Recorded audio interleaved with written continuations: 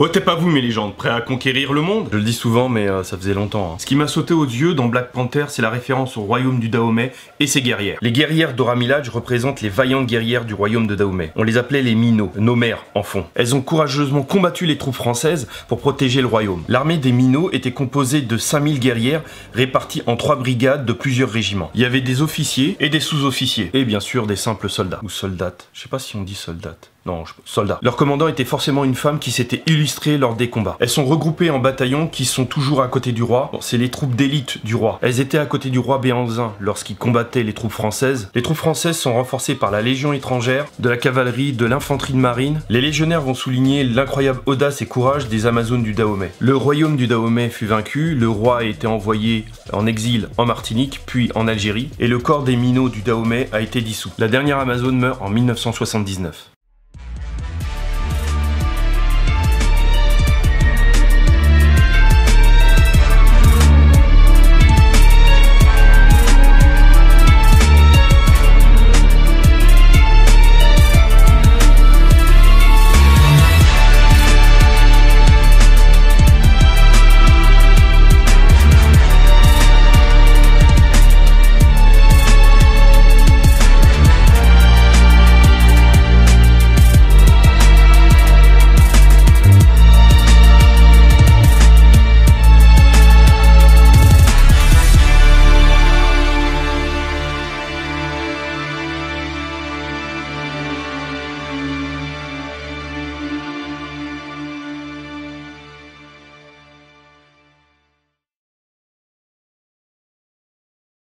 On va parler des autres influences du film. Il y a plein de références dans ce film qui sont super intéressantes. J'ai noté celles que j'avais remarquées et j'en ai trouvé d'autres. Et franchement, il y en a tellement que j'ai pas pu tout répertorier. Par exemple, la coiffe de la reine Ramonda. On peut voir le chapeau Easy Colo porté par la reine Ramonda. Alors il me semble que c'est porté par les Xhosa, mais peut-être aussi par les Zoulous. On peut remarquer aussi la coiffe d'un Touareg. On reconnaît aussi les femmes Imba, originaires de Namibie et d'Angola. Le peuple Surma est aussi représenté. C'est un peuple qui vit au sud de l'Éthiopie. Elle porte une sorte de plateau. Alors au niveau des bâtiments, ça m'a pas sauté aux yeux. Mais ils se sont inspirés de Tombouctou, au Mali, et des forteresses de l'empire Shona, au Zimbabwe.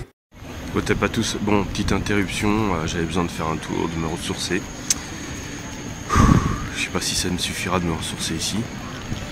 Voilà. Je vais peut-être aller plus loin. On va voir.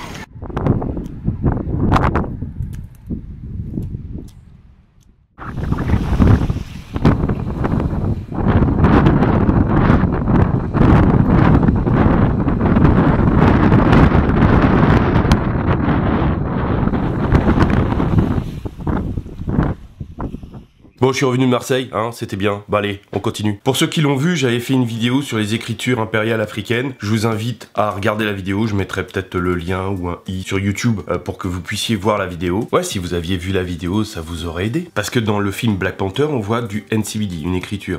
J'avais déjà expliqué dans une vidéo. Il y a aussi les symboles Adinkra créés par le peuple Akan du Ghana. Je vous donne quelques exemples. Il y a l'Agoben, c'est la corne de guerre. Elle symbolise la vigilance et la prudence. Il y a l'épée de guerre qui symbolise le courage, la bravoure et l'héroïsme. Le cœur qui symbolise la patience et la tolérance. Les personnages du film s'expriment en Xhosa, c'est une langue sud-africaine. Vous pourrez remarquer qu'ils reprennent aussi des noms africains, comme Mbaku. Vous savez, le N', M', comme Mbala, N'Djamena. Il y a le père de T'Challa aussi, qui s'appelle Chaka. C'est peut-être une référence à Chaka Zulu.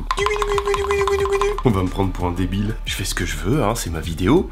Je fais des trucs débiles aussi. On va parler des Black Panthers, enfin du Black Panther Party. En octobre 1966, UN Newton et Bobby Seale fondent les Black Panther Party pour l'autodéfense, qui deviendra plus tard le Black Panther Party. Le Black Panther Party est une organisation révolutionnaire afro-américaine, fondée à Auckland. Voilà pourquoi au début du film, ça commence à Auckland. C'était pas seulement un groupe d'autodéfense, c'est aussi un groupe qui proposait un journal, un programme de santé, un programme alimentaire gratuit.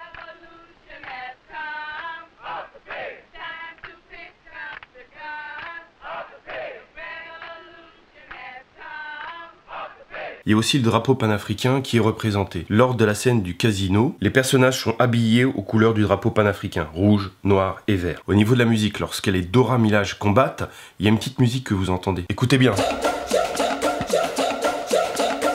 Il s'agit d'un chant de femmes sénégalaises. Au niveau de la musique, on peut retrouver l'akora et de la flûte peul. On entend le chant des femmes sénégalaises aussi dans la scène du laboratoire avec Shuri.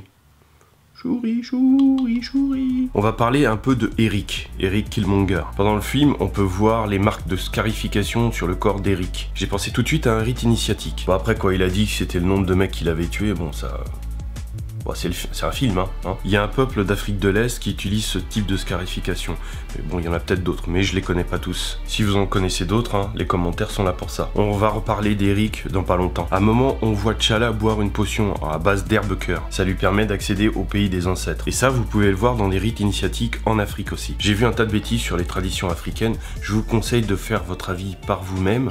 Et je vais vous conseiller quelques livres. Je vous conseille Les Chemins de la Maat, Panafricanisme et spiritualité négro-africaine, Ces dieux et ces égrégores qui tuent le peuple noir, La Bible en procès. Bon, j'espère qu'ils sont pas à l'envers, je sais jamais comment ça passe au niveau de la vidéo. Au pire, je vous mettrai les liens dans la description. À un moment, on voit des femmes voilées dans une camionnette qui ont été enlevées. Là, on fait directement le lien avec Boko Haram et les 200 jeunes femmes enlevées. Bon, je vous passe le doudou de mon fils. Ce n'est pas par hasard si Eric Killmonger, quand il est en Black Panther, il est en noir et en jaune. Dans le comics, il est clairement avec un léopard à côté de lui, c'est une référence. Dans le film, vous étiez pour T'Challa ou pour Eric? J'aimerais bien savoir. Ce qui est bien dans le Black Panther, c'est que c'est un film pour tout le monde, que ce soit noir, blanc, jaune, ça parle à tout le monde. C'est intéressant de voir un pays africain puissant, avancé technologiquement, avec des traditions africaines. Et puis honnêtement, un film où tous les noirs ne meurent pas à la fin, c'est plutôt rare. N'hésite pas à t'abonner pour les prochaines vidéos, à mettre un j'aime, hein, surtout ça m'aide pour le référencement, à partager la vidéo, ça m'aide beaucoup.